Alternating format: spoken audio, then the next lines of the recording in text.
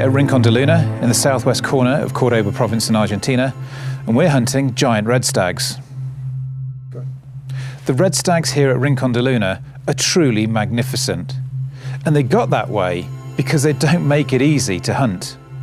They're in the most challenging environment, deep in the mountains, using rocky crevasses and ravines to shield themselves from the potential threat of a hunter.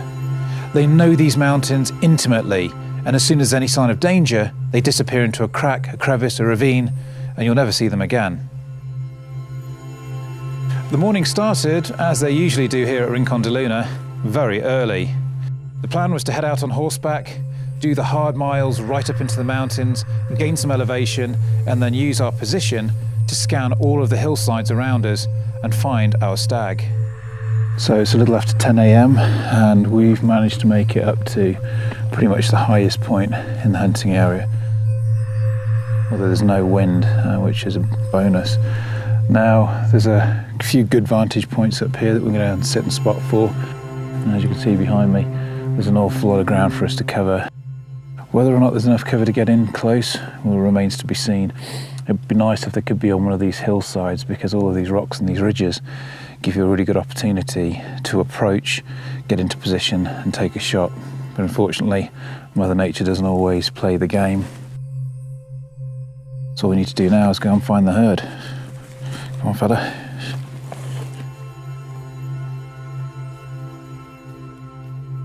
It's great for me as a rider, knowing that my horses, they're very adept at traversing this rocky terrain.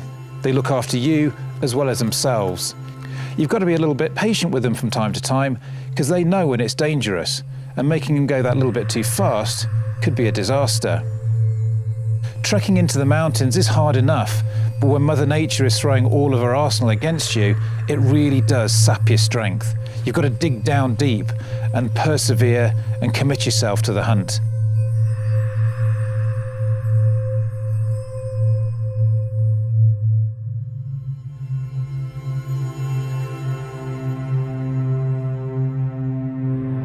It was a tough day.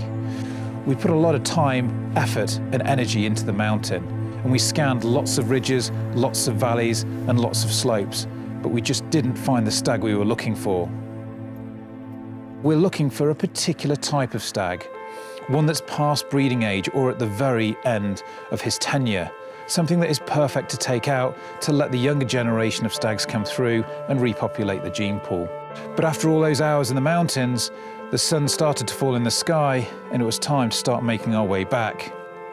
From the furthest expanse of the estate, it can take 4 or 5 hours sometimes to return on horseback, and here is not a place that you want to get caught out after dark.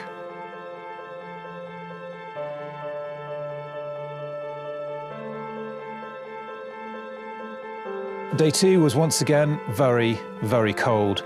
Another early start, but this time we're going to look at a different part of the estate. The weather was so cold that it was likely that most of the deer would have just hunkered down for the evening and wouldn't have moved too much. That means that looking over the land that we covered the previous day wasn't really a good option. We needed to go to fresh ground.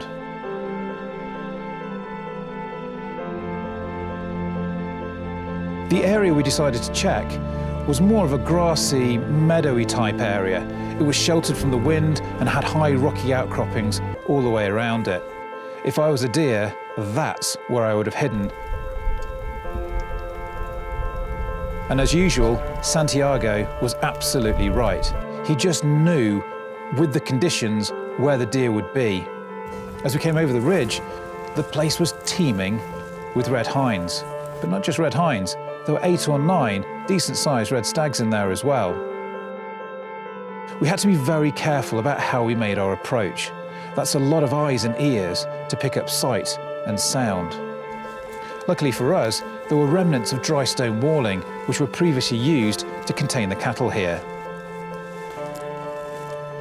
So although from above the meadow looked flat, fortunately for us, it was pretty rolling.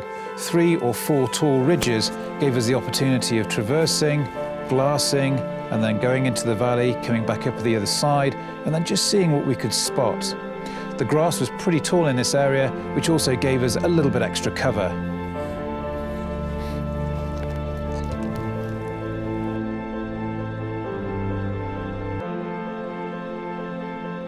As usual, the red hinds just seemed to know that there was danger and started moving away. You could see them becoming more uncomfortable.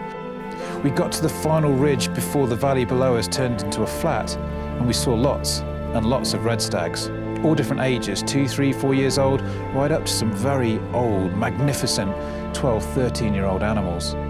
They were the ones we were looking for. But unfortunately, with all those eyes and ears, we had to be very careful about how we got into position.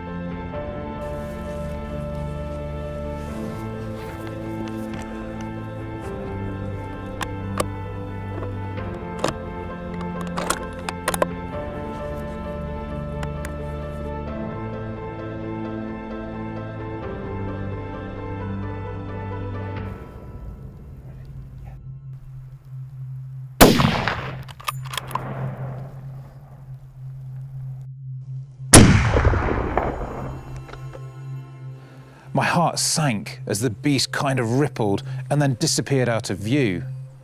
Had I made the good shot? Had it been where it needed to be? Doubt immediately started clouding my mind, and I thought, this could be a tough day.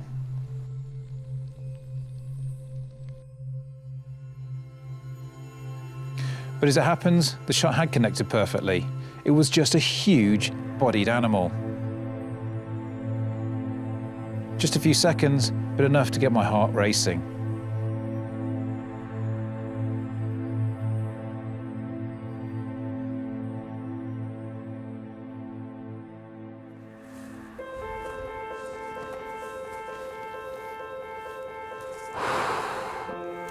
What an incredible animal, Santiago.